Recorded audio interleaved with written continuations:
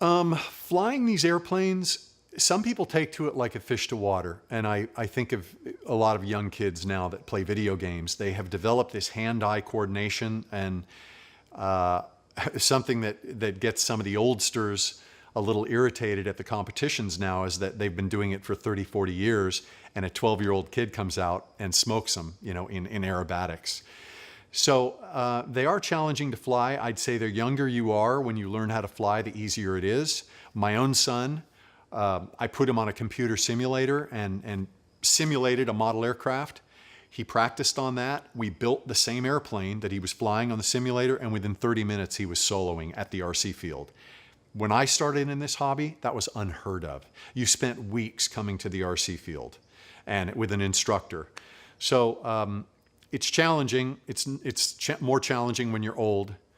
And also we've had the hotshot pilot, full-scale pilot, that's come out to the RC field and thought, you know, I can fly this airplane. I can fly. I'm checked out in a Pitt Special. I'm checked out in a P-51. I can fly a 747. This should be a piece of cake. Their airplane lasted all of about 30 seconds. So it's completely different than flying a full scale. I've even had full scale pilots tell me it's more challenging than flying full scale because you are watching the airplane from the ground. You have no sensation of motion, so you don't, obviously, you don't have any of your equilibrium working for you. It's all hand-eye. As far as building them, they can be as challenging as you want them to be. Again, referencing my experience building from plans, very challenging. There's no instructions. You're simply reading a set of plans. It'd be like building a house.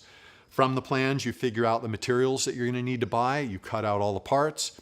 There's no instructions on what order the parts are supposed to be glued together. So that requires a lot of thought. I don't know which is more challenging, but both are very rewarding.